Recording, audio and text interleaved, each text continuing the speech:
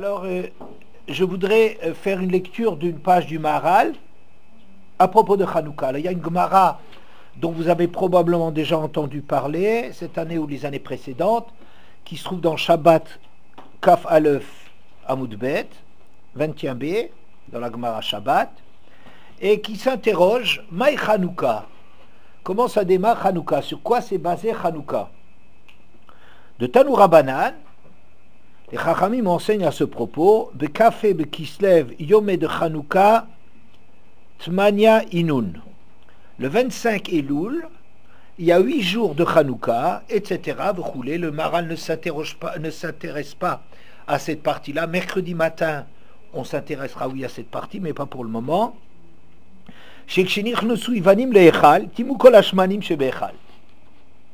Que lorsque les Grecs sont rentrés dans l'Echal, ils ont souillé, ils ont rendu impures toutes les huiles qui étaient dans l'Echal. Qu'est-ce que c'est l'Echal?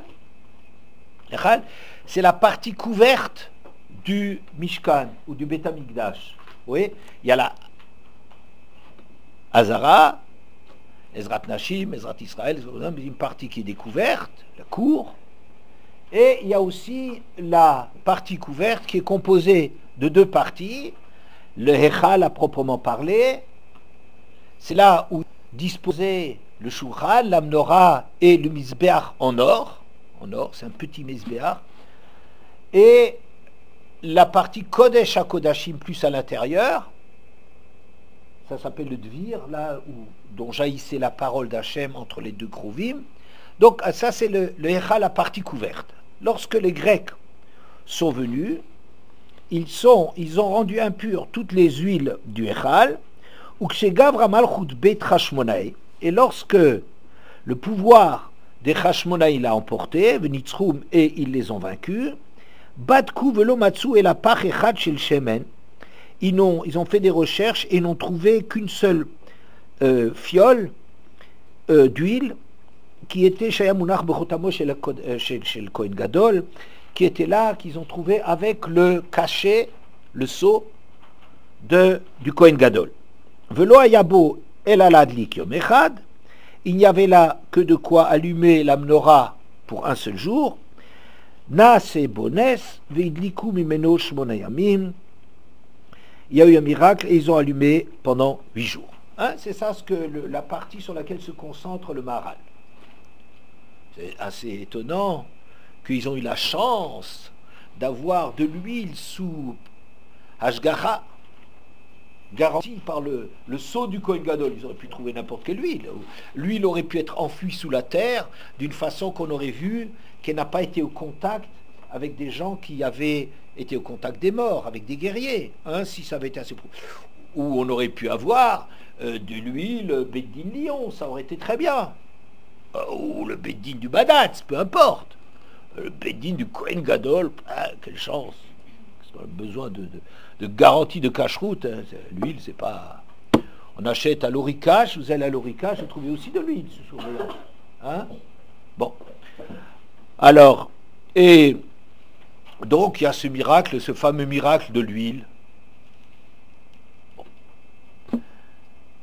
On va traduire ça, expliquer ça à partir du Maharal.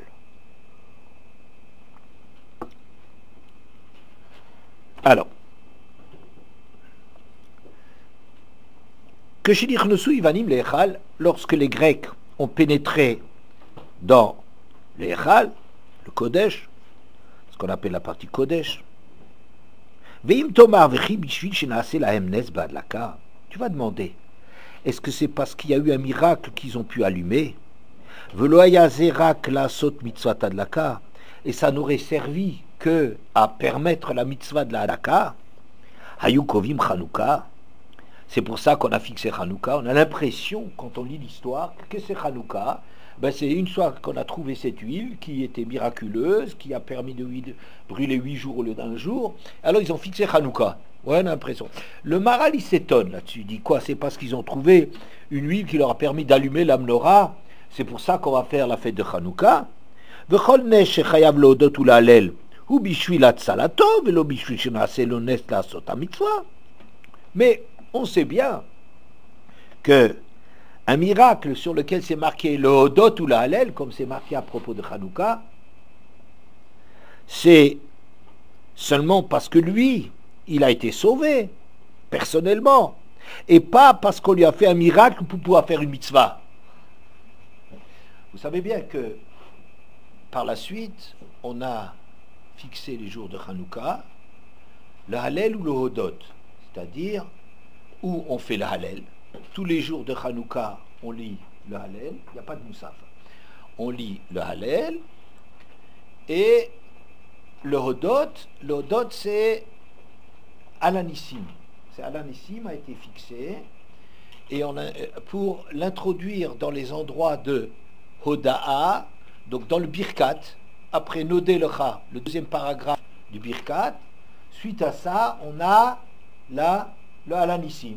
Et dans la Hamida, dans Modim, on a aussi dans Modim, Nodé Lecha, dans Modim, la Hoda'a, le Hodot, on a fixé de faire Alanissim. D'accord? Bien.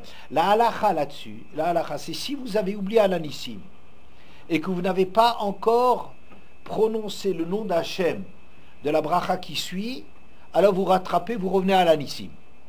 Mais si vous avez déjà au moins dit le nom d'Hachem qui suit, ça n'est pas éliminatoire, vous continuez à faire la Hamida, terminez normalement la Hamida et elle est valable. D'accord? Bien. Alors, le Maharal s'interroge, il dit, mais je suis très étonné que quand on lit le texte, on a l'impression que le miracle de Hanouka a été fixé après la trouvaille de cette huile miraculeuse. N'est-ce pas? Or, on ne fait pas de fête avec des Hallel et Hoda, on ne fait pas une fête de ce genre-là parce qu'on a trouvé de l'huile grâce à laquelle on pourra faire une mitzvah. Mitzvah lavlia not nitnu. Les mitzvot ne sont pas là pour qu'on en profite. C'est le service d'Hachem. Les mitzvot sont là pour qu'on apprenne à servir Hachem. Alors, ça nous a permis de servir Hachem, c'est formidable. On ne dit pas que le miracle de la fiole d'huile, c'était pas un miracle. N'est-ce pas? C'est pas le propos du Maharal. C'est un miracle. Mais, il dit, c'est pas quelque chose sur lequel on fixe une fête. Parce que finalement, ça a servi, et on est très content, de pouvoir relancer le Beth Amikdash. Ça y est, on a pu rallumer les bougies. Magnifique. Mais c'est pas là-dessus qu'on fixe des Yamim Tovim, Behalel Vehoda, Veraya. Preuve en est. Qui Baal Anissim, Loïs Kirou Anes chez la Nerod Klal. Que dans le Alanissim, on n'a même pas parlé de ces lumières qu'on a fixées. On a parlé de purifier le Echal et de faire repartir la machine du Beth Amikdash. On n'a pas parlé de l'allumage. Si c'était ça la raison fondamentale de la fête de Hanouka, la trouvaille de cette huile qui a permis, etc., si c'était cela, on aurait dû le signaler dans Alanissim. Pourquoi Alanissim, le Hodot? Qu'est-ce qu'on a à remercier? Ben justement, que tu nous as permis que tu nous as donné cette huile. On n'en parle pas dans Alanissim. Donc, de quoi s'agit-il? Sur quoi a-t-on fixé le Nes?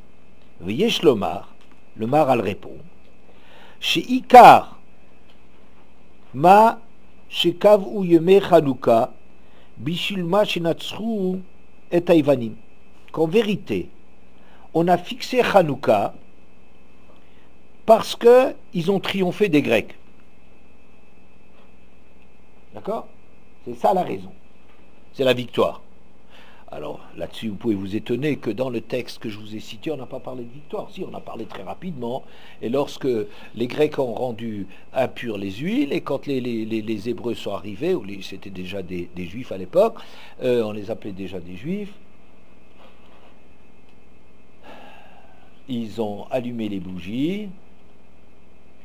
Oui, c'était déjà des Juifs, puisque c'était déjà après le retour de Bavel. C'est déjà après le retour de Bavel. À partir du retour de Bavel, au lieu de s'appeler des Hébreux, qui sont sortis d'Égypte, on a changé le nom, on est devenus des Yehudim, des Juifs. Hein?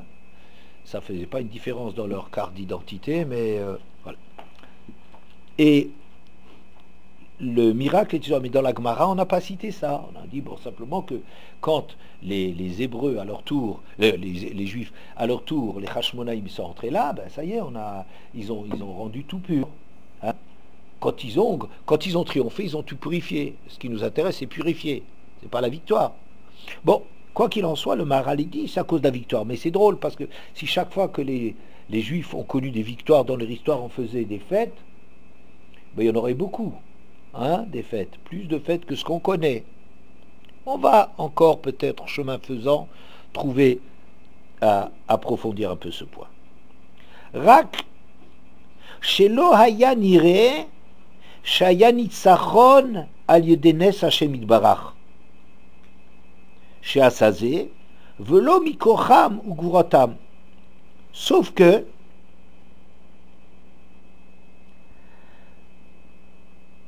on aurait pu avoir l'impression que cette victoire n'était pas miraculeuse et qu'elle venait de leur force et de leur puissance. Et c'est ça ce qu'on veut nous montrer, qu'ici c'est du miracle qui a permis de gagner. Et c'est pour cela qu'il y a eu l'histoire de la fiole d'huile pour montrer, vous voyez bien, ce qui s'est passé ici avec les Grecs, c'est du miracle. Vous comprenez? C'est-à-dire, je me souviens, en 1967, il y avait une guerre terrible entre les Israéliens et leurs ennemis arabes autour d'eux.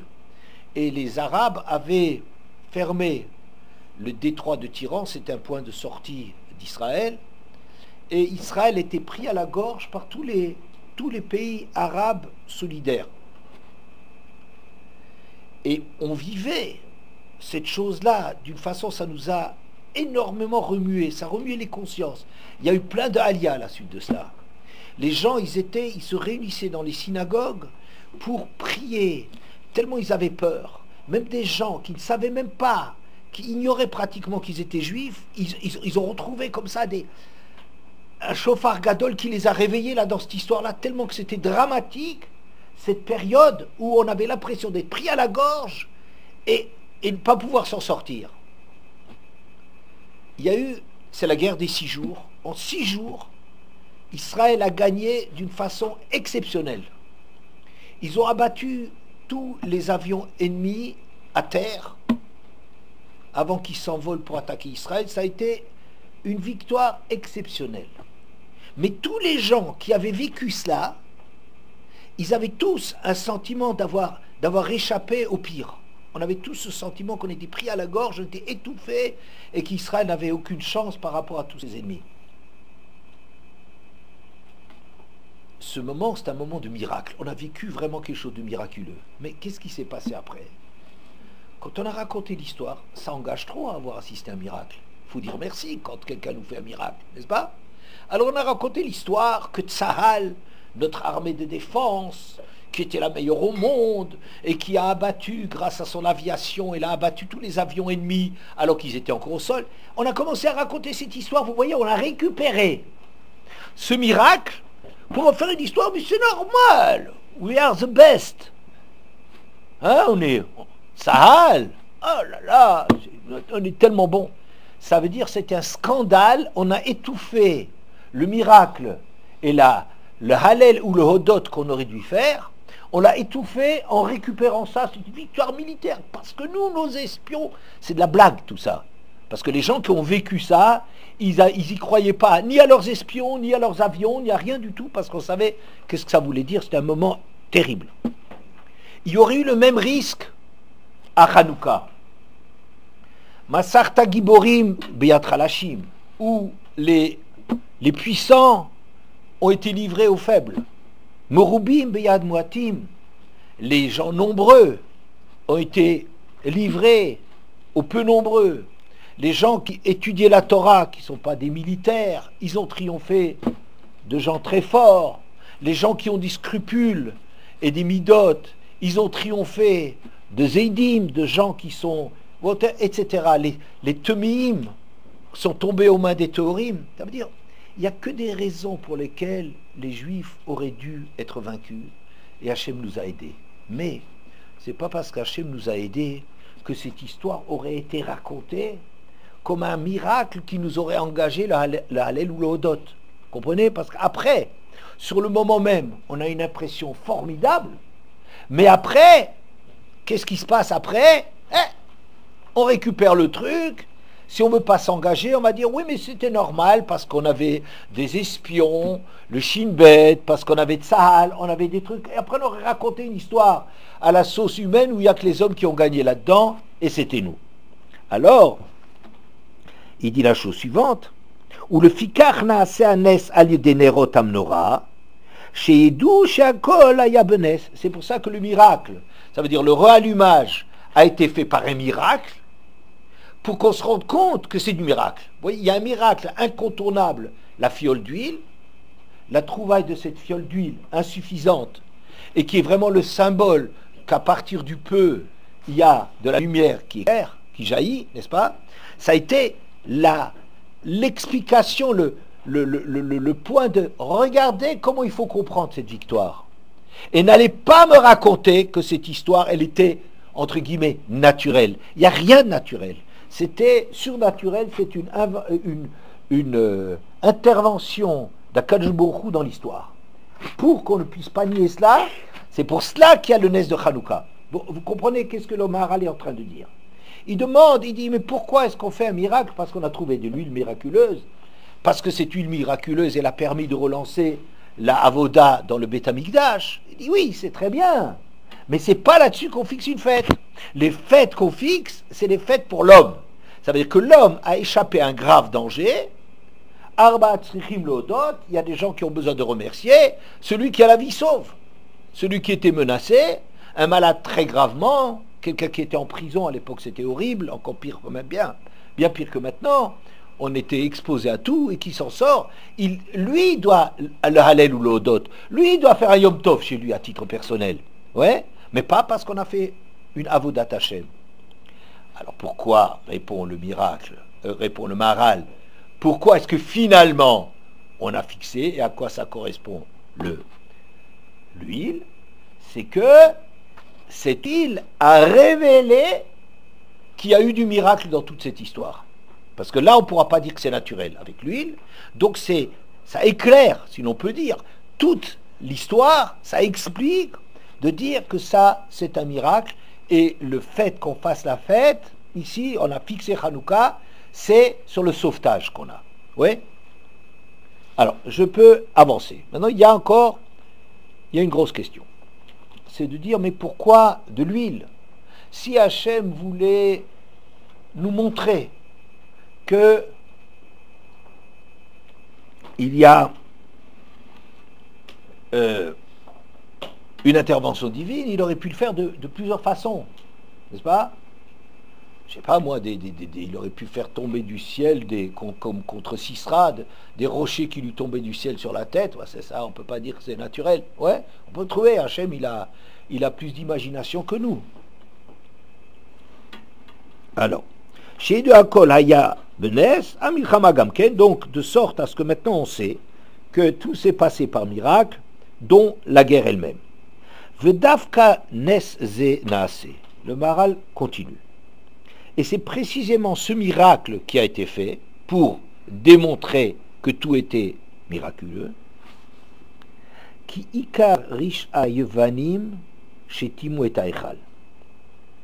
Car le principal, l'essentiel de la malfaisance des Grecs, c'est souligné là-bas, c'est qu'ils ont rendu les huiles impures. Ou que Moshe Amrou, comme c'est dit là-bas, que Shenich ne souyevanim la Echal, lorsque les Grecs sont rentrés dans le Echal, Rotzelomar, Shehem Timou et Echal, on veut dire que quand ils sont rentrés là-bas, ils ont rendu le Echal tamé, V'chen Amrou b'chol makom, et on voit ça à plusieurs reprises, qu'on parle dans ce genre-là, dans ce sens-là, Avne Misbeach Sheshaktu Anshe Yavan. La Gemara dans Avozara, Nun Bet Bet, et dit les pierres du Misbéach qui ont été souillées par les Grecs. Vous voyez, ils sont attaqués à ce qu'il y avait dans les Echal. Vous vous souvenez, qu'est-ce qu'il y a dans les Echal? Qu'est-ce qu'il y a comme Kélim de Avoda dans l'Echal. Pardon, parlez fort. La menorah, le misbéach en or et le shulchan. Très très bien. Il y a un très grand misbéach mais qui est dans la cour. Celui où on faisait le service habituel des corbanotes. D'accord? Bon. Ça c'est la base. Ces trois sont la base, si vous voulez, de la Avoda. Ouais. C'est la base même de la Avoda. C'est le misbéach, c'est la kapara. La lumière, c'est l'étude. Et le shulchan, c'est la parnassa. Hein, c'est l'essentiel de la vie de l'homme se concentre là-dessus. Et dans le Echal, on représente l'intervention d'Hachem dans les différentes directions qui permettent à l'homme de vivre. Les Grecs, Timu Hashmanim Shebechal. J'ai entendu d'un de mes maîtres, Rav Gabriel Toledano, il disait que les Grecs, qu'est-ce qu'ils ont fait? Timu Hashmanim. Ils ont rendu impure l'huile. L'huile, c'est ce qui sert à allumer. L'allumage, c'est quelque chose d'extraordinaire. Vous savez, une bougie, c'est quelque chose d'extraordinaire. Qu'est-ce qui est d'extraordinaire? C'est de la matière se transforme en spirituel, en lumière. C'est quelque chose d'extraordinaire. Une bougie, c'est un miracle. Bon, en soi, on n'est pas habitué à parler du miracle à propos de la bougie parce qu'on le voit, on a l'habitude de ça, donc on ne voit plus de miracle là-dedans, mais il y a quelque chose d'extraordinaire. La lumière qui est à partir de la matière, qui se consume et qui donne de la lumière. Vous voyez? C'est l'huile qui va être là, comment est-ce qu'on va dire, comme l'essence, c'est ce qui permet de faire... c'est quoi ça? Pardon, la source d'énergie, si tu veux, d'accord. Ouais. Pour obtenir la lumière. Les Grecs, qu'est-ce qu'ils ont fait? Ils ont timoussa, ils ont rendu tamé. Comment tu rends tamé? Tu rends tamé, ça veut dire que tu présentes une explication du monde qui n'est pas du tout l'explication dans le sens de la Gdusha. Ça veut dire que les Grecs ont une vision du monde dans laquelle tout ce qui pour nous touche la Gdusha, la grandeur, la présence d'Hachem, les Grecs, ils ont leur façon de dire les choses, ils ont leur formulation dans laquelle ils rattrapent toutes les choses. Si vous savez, les Grecs, il me semble, j'ai pas une grande culture, et certainement pas une culture philosophique, mais les Grecs, il me semble, ont travaillé réussi, ils sont passés à la postérité pour 3 niveaux de réussite exceptionnels. D'abord le corps. Le corps, chez eux, vous voyez par exemple, on expose le corps, on montre le corps nu, on fait les Jeux Olympiques. Vous voyez, c'est aussi chanter, glorifier le corps. Les mœurs qu'il y avait, qui ressemblaient curieusement à des choses dont on parle beaucoup maintenant, on exhibe le corps, c'est impur le corps, mais c'est la réussite grecque, la récupération grecque du corps, mais d'une façon tout à fait triviale, basse. Ouais. Ensuite, il y a une autre dimension que j'attribuerai au cœur.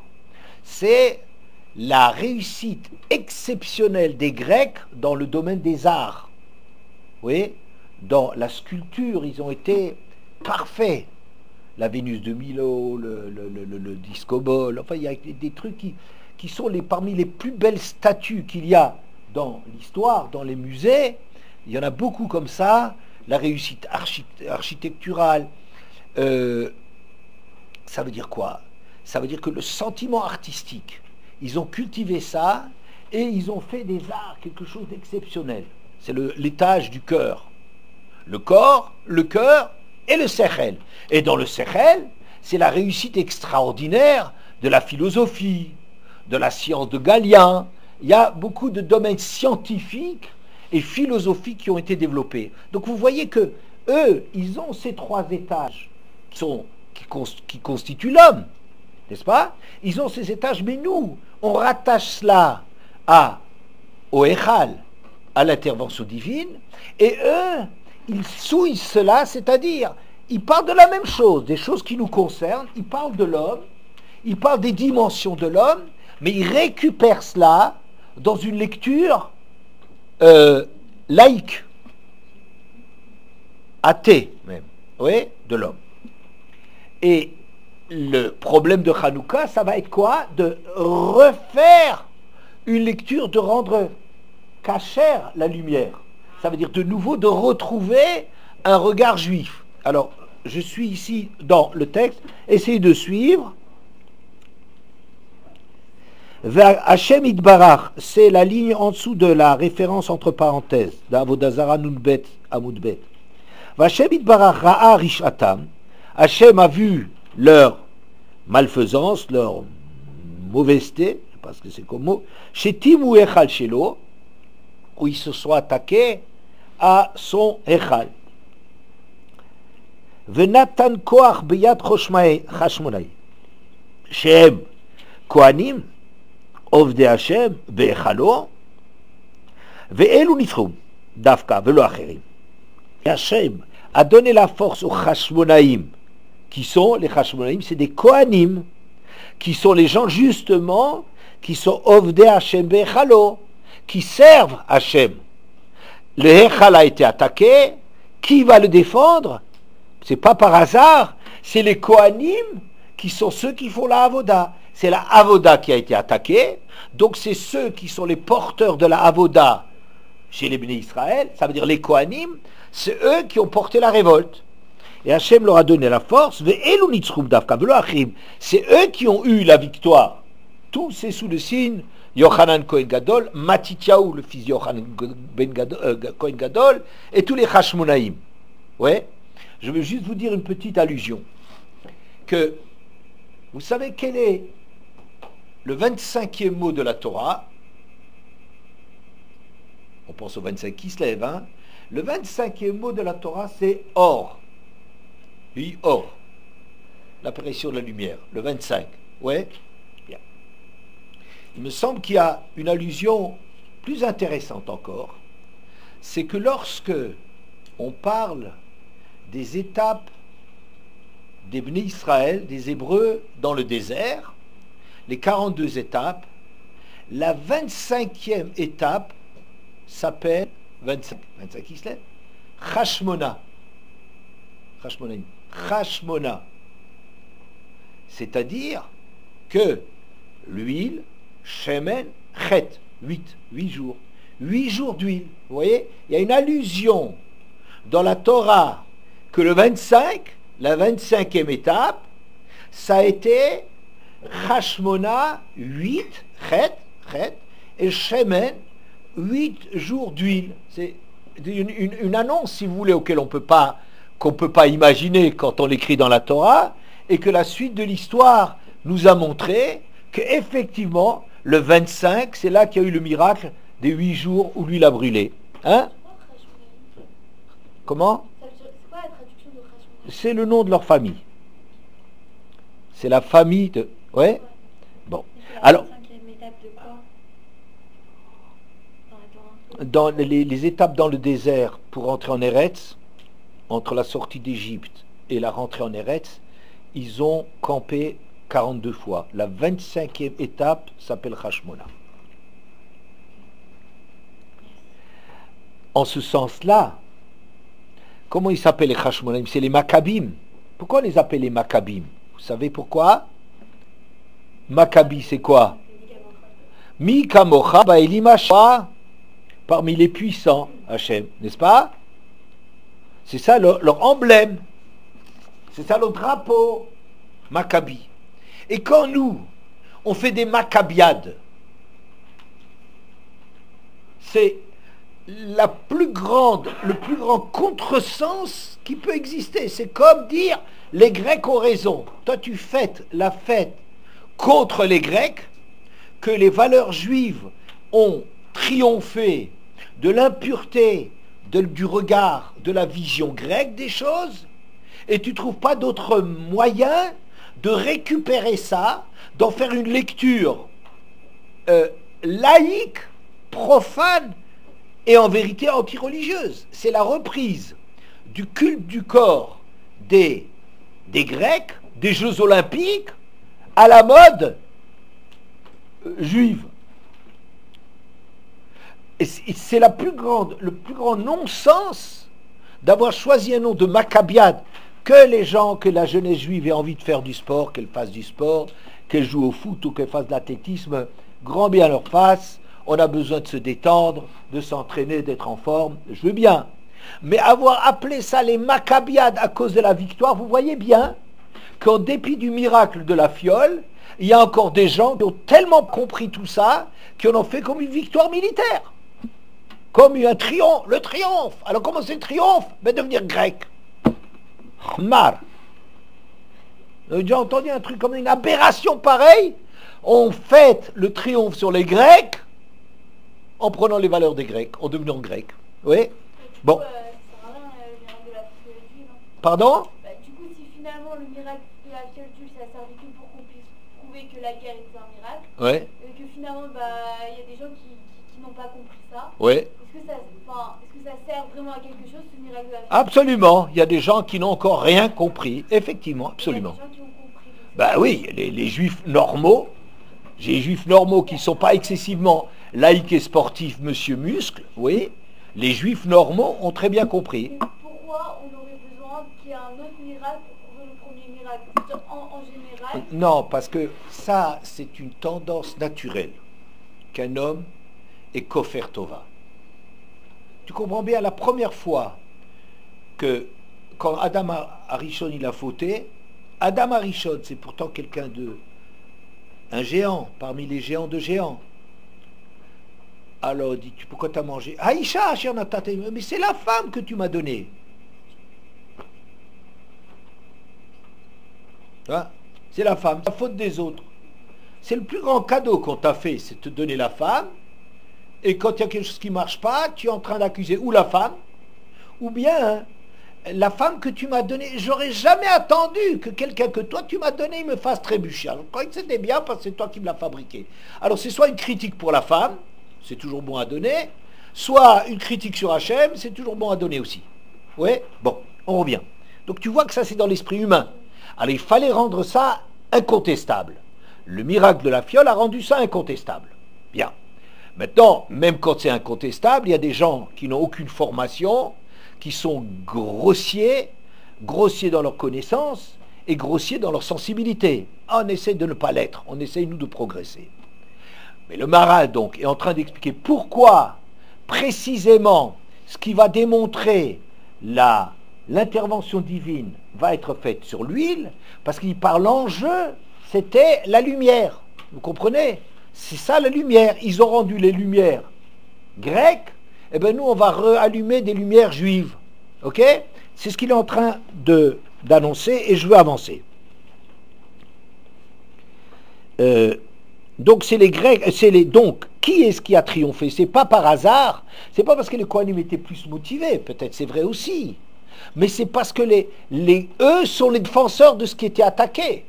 C'est à eux d'intervenir en premier, parce que si était attaqué, c'est la Avoda. C'est l'Echad qui a été souillé. Donc la réaction vient des gens dont c'est le rôle de montrer la présence d'Hachem et de servir Hachem. Vous comprenez? Bien. Ou le Fikar, Kacher Nitzrum, Tiaru et Amigdash. Et tu vois, c'est que lorsqu'ils ont gagné, leur préoccupation, c'est Tiaru et Amigdash, de rendre pur, de remettre les choses en ordre. Ou comme Shetiklu Balanissim, et comme tu vois dans le Ananissim, etc., que après, il parle de la victoire contre les Grecs, et comment est-ce qu'il conclut? Eh bien ensuite ils sont rentrés, l'Idvir Betecha, dans le sanctuaire de ta parole, et ils ont rendu pur le Mikdash. Vous voyez, donc on parle que de ça, pureté et impureté. Les lieux de pureté et impureté dans le lieu de la lumière. Hein? Bien. Et lorsqu'ils n'avaient pas d'huile, et comme ils n'avaient pas d'huile, ils ont eu ce miracle afin de leur permettre de purifier et de faire refonctionner le chaner, chinour, d'inaugurer, d'étraîner le Beth Amikdash. Ou le car, Nikra Chanouka, Shayum Chanchim et Beth Amikdash. Et c'est pour ça que la fête le nom de Hanouka, elle le doit à Hanouka, c'est Chinour, ça vous le savez certainement, inauguration, refonctionnement.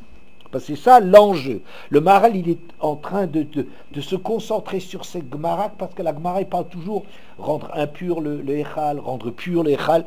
C'est ça le débat, c'est ça le conflit. C'est là-dessus qu'il porte. D'accord?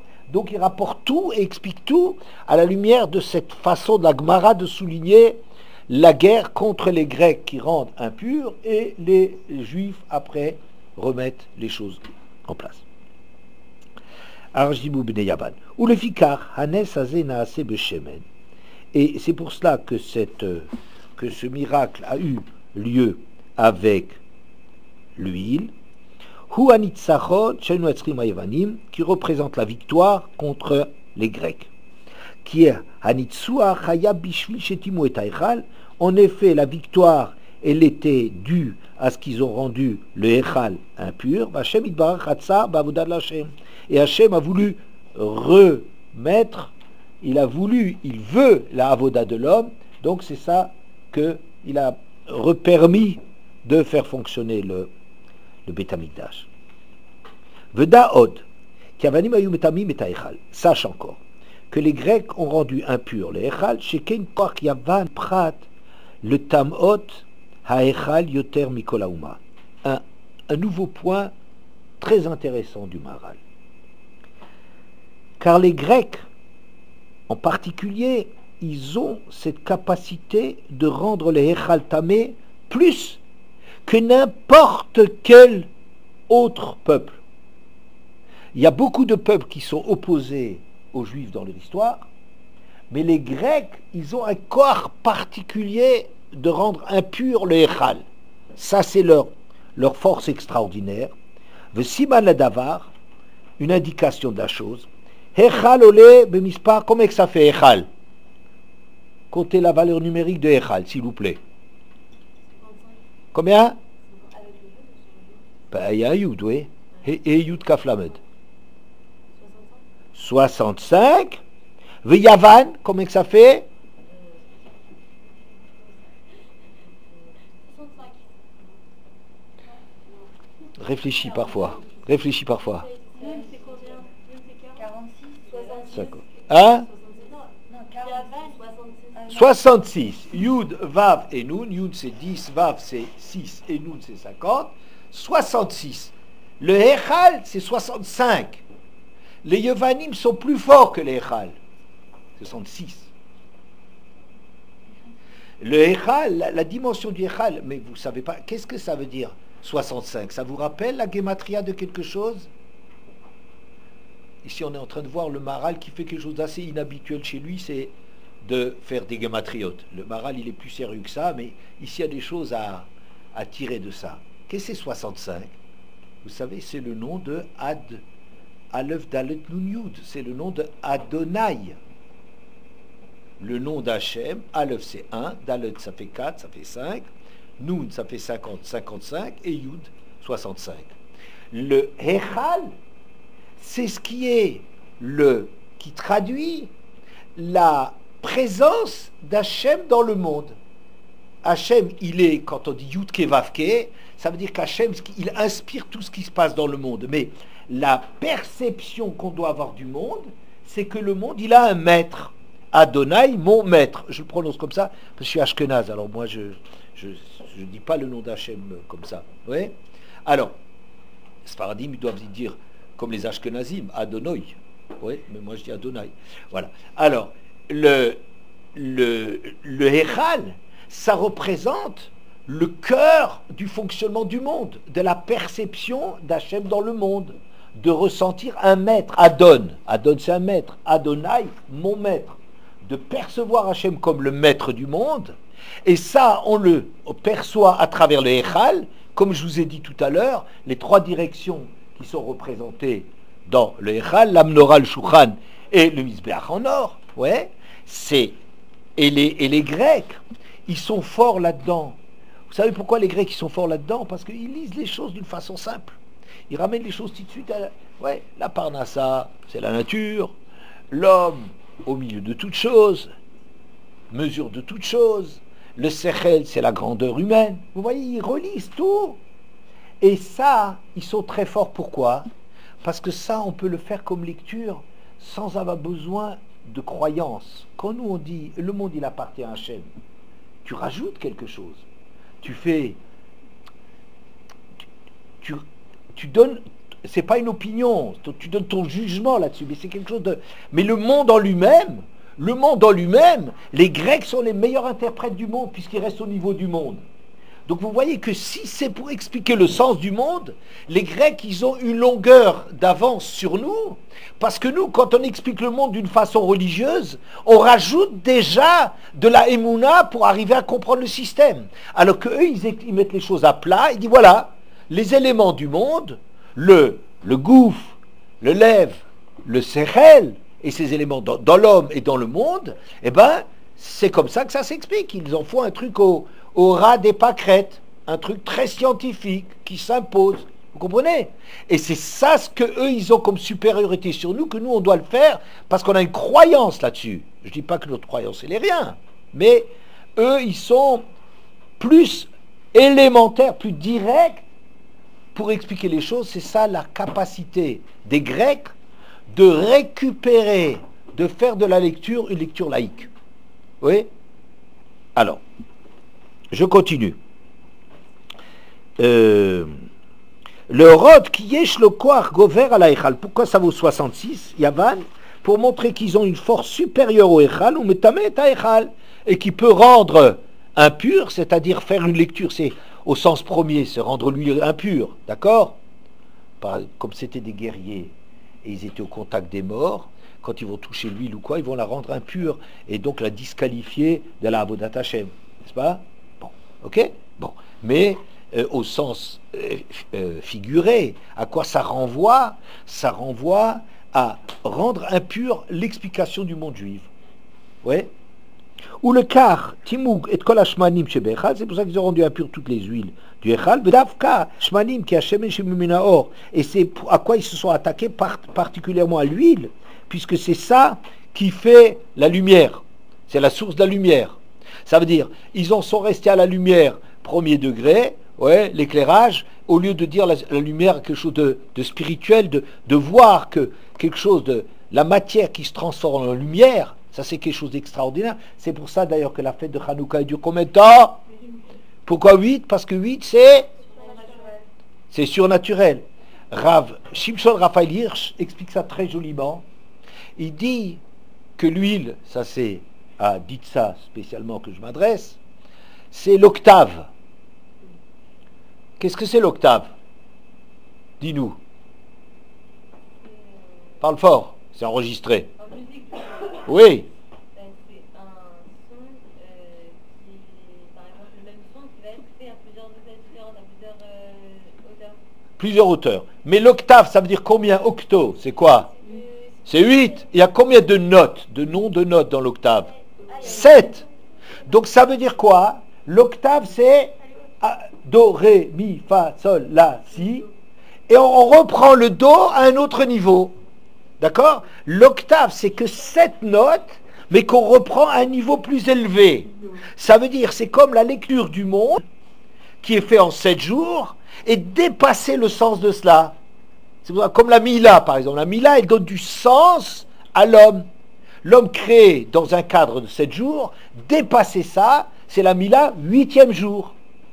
Les 7 notes sont la base, mais la vérité, c'est une octave. Pourquoi ça ne s'appelle pas une je sais pas quoi? Ouais, septa, je sais pas trop quoi. Une octave, parce que le but, c'est Az. Az, c'est messianique. Az, c'est quoi? C'est Aleph et Zaïn.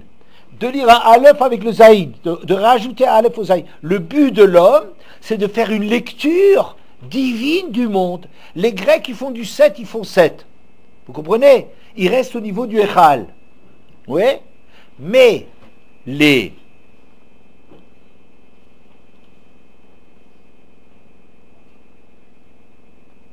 65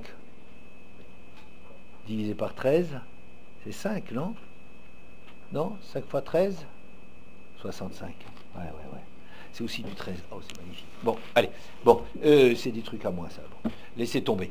Le but de Hanouka, c'est d'avoir triomphé des Grecs, c'est faire une fête en 8 jours, c'est-à-dire d'avoir dépassé la lecture première du monde. Vous voyez? C'est ça le... Et Shemen, d'ailleurs, même le mot de Shemen, il contient comme racine quoi? Quel mot? Shmone. Non, pas Shemesh. Shemen, Shmone. Shmone, c'est pas important comme lettre pour construire une racine. Parce que l'huile même, elle a ce sens de 8. Elle a un sens de 8, c'est-à-dire que c'est justement ce que je vous ai dit. La matière qu'on dépasse, on en fait de la lumière. Ouais, c'est ça tout le sens de la Avodat Hashem. Donner du sens au monde. Ouais, et les Grecs, ils restent au niveau du monde. Je continue. Bon, etc.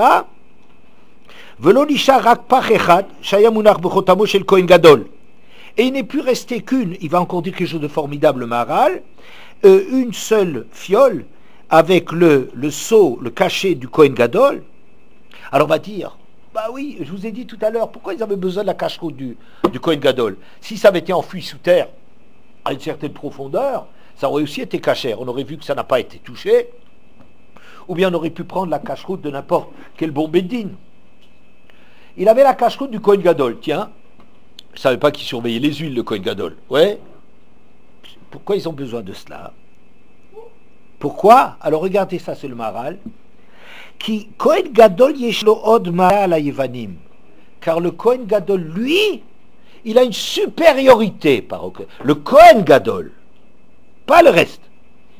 Le Kohen Gadol a une dimension supérieure au grec. Le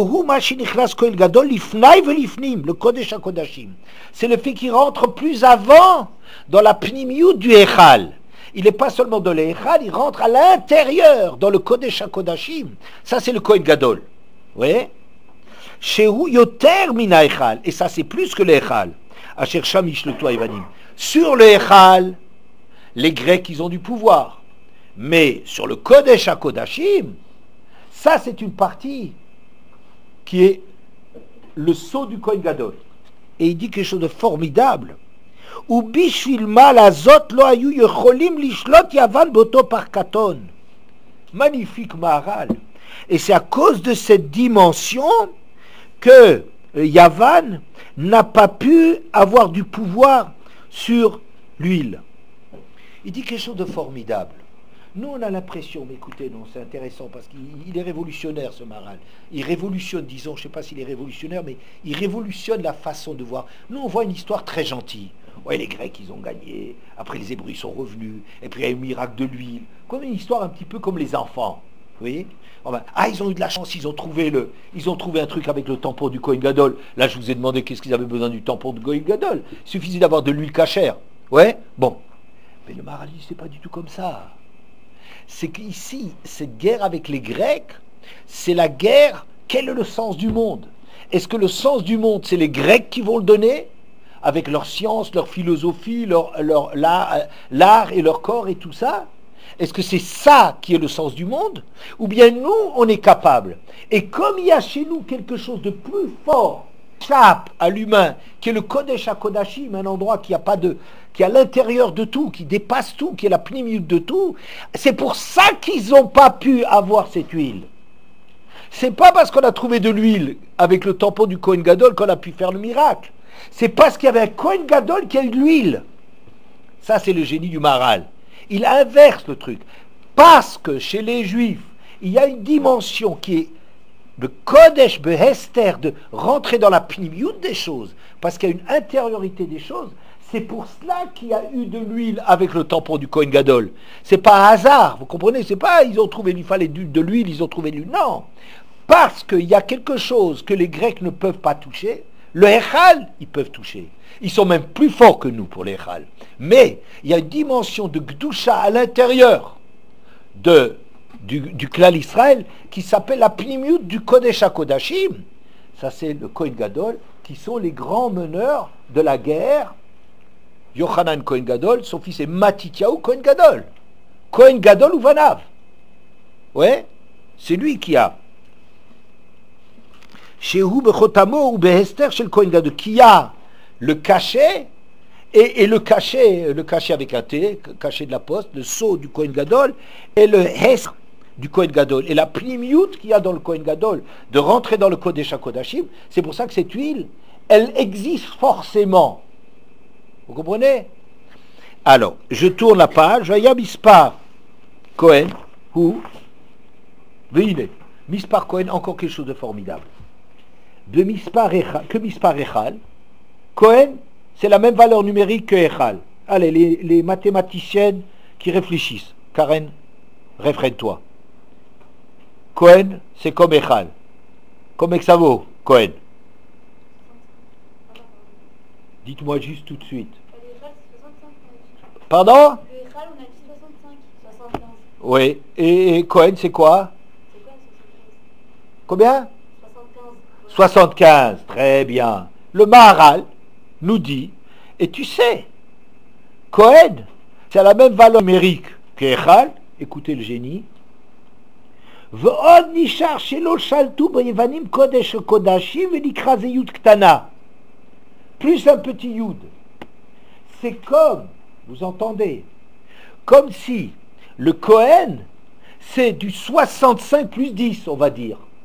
Qu'est-ce que ça veut dire? C'est comme la dimension du Echal et une dimension de Pnimiut du Yud, un Yud en plus qui correspond à la Pnimiut des choses, en plus. C'est pour ça que c'est 10 de plus. C'est pas un plus, c'est pas pour dire 65 c'est truc, les Yevanim c'est 66, et le Kohen ça fait 67. Non, c'est pas 67, c'est 75. Pourquoi? Parce que c'est du Echal plus la Pnimiut du Echal. La Pnimiut ça se traduit par un Yud Ktana. Oui, il va tout de suite expliquer pourquoi un Yud Ktana, qu'est-ce que ça veut dire? Qui a Assyrie ou Kodesh Yoter, car le 10e, ça a une doucha particulière, c'est pas une lettre comme les autres. Ou basé Shakoin ou Sholet Be'echal le Gamre, Av Kodesh HaKodashim, le Karmispar, et en ce que le Kohen, il triomphe complètement du Echal, il a même une dimension de rentrer dans la pnimiut du Echal qui est le Kodesh HaKodashim. C'est pour ça qu'il vaut 75 Rayanishar par Katon. C'est pour ça qu'il y avait une petite fiole. Pourquoi une petite fiole? Il n'y avait pas une quantité de 3 litres si on avait besoin de 3 litres ou 30 litres, c'est pas ça. Il y a le principe de la chose. La Gdusha qu'il y a dans le Kodesh HaKodashim, c'est ça qui fait qu'il peut y avoir un miracle. C'est pas la quantité, c'est le sens que ça a, le déclencheur, le shoresh, la base, le noyau de la chose, c'est le Kodesh HaKodashim. Le Kodesh HaKodashim, c'est toujours au-dessus du temps et de l'espace. Ou le Fikar Ayera, Bechilo shel Kohen Gadol, shelo Shatou, Vehare b'mishkan haya Kodesh HaKodashim, eser al eser. Et il dit encore, oh, il est toujours extraordinaire, chaque page du Maharal, c'est parfois extraordinaire, que c'est pour cela que le Kodesh HaKodashim, les dimensions sont 10 sur 10. Pourquoi 10? Ha-Asiri Kodesh, la dimension de la Gdusha. Et dans le Beth Amikdash, rajoute-t-il, c'est 20 sur 20. Vous savez pourquoi le Beth Amikdash c'est 20 sur 20? Ah zut, c'est pas 10 sur 10. Parce que Yud, quand vous le déployez, Yud Vav Dalet, ça fait comment? Yud Vav Dalet, ça fait spécialiste? Hein? Yud Vav Dalet, ça fait comment la lettre Yud? Ça fait 20, très bien, ça fait 20. Le Beth Amikdash c'est 20 sur 20. Mais c'est du 10 sur 10, mais développé. La différence qu'il y a entre le Mishkan et le Beth Amikdash, c'est que dans le Mishkan, c'était le principe des choses, n'est-ce pas? Dans le principe des choses, c'est 10 sur 10, et dans le Beth Amikdash, qui est le déploiement, le développement de cela, c'est 20 sur 20, c'est la lettre Yud développée, Yud Vav Dalet. Je continue, mais il faudrait le faire dans le texte, mais malheureusement, on n'a pas suffisamment le temps. Il dit la chose suivante. Les Grecs, ils ont eu du pouvoir sur ce qui est visible, sur les Echal. Mais les Echal, comme il l'a dit, il y a encore un petit Yud là-dessus pour faire Kohen. Où il est ce petit Yud? Il est dans la vocalisation des Echal. Vous savez, il y a dans les voyelles, une voyelle qui s'appelle Ségol. C'est comme ça, les 3 points. Et, E accent aigu. Et. Il y en a une autre qui s'appelle Tserei. Tserei. Tserei, c'est 2 points, ça se prononce, c'est comme un E allongé. C'est Ei. Eichal. Heichal. Pas Hechal. Hechal, c'est s'il y avait 3 points. Oui. Heichal, c'est un c'est un He plus un Yud. La lettre Ei, la voyelle plutôt, la voyelle Ei, par rapport au E, c'est comme un E plus un Yud Ktana, un Eichal. Vous entendez? C'est quelque chose d'énorme. Ça veut dire que le mot de Eichal, quand vous le regardez dans le visible, ça fait que 65. Quand vous n'allez pas pousser les choses, c'est 65. Les Grecs sont les rois, les maîtres du visible. Mais il y a dans Eichal, il y a une pnimiout du Eichal. Le Kodesh HaKodashim, il est quelque part caché à l'intérieur du Eichal. C'est que la ponctuation du Eichal, c'est comme s'il y avait encore un petit Yud en plus du Yud qu'il y a. Ouais. Hey, Yud Kaf Lamed. Il y a encore un petit Yud qui vient du son Hey. Heichal, c'est encore un Yud en plus. Et ce Yud-là qui ne se voit pas, mais qui existe, c'est exactement la dimension du Kodesh HaKodashim, qui ne se voit pas, qui est le Malamina, qui est au-dessus des mesures, qui est au-dessus du Olam Hazé. Et c'est comme ce truc n'est pas visible, les Grecs n'ont aucun pouvoir là-dessus, et comme le Kohen Gadol, il rentre dans le Kodesh HaKodashim, c'est ça qui lui donne le pouvoir d'être encore, de pouvoir purifier, c'est dans la Gdusha, le fond de la Gdusha, dans le Kodesh HaKodashim, de chacun de nous, c'est là que ça peut jaillir la lumière contre toute l'assimilation et la laïcisation profane des Grecs.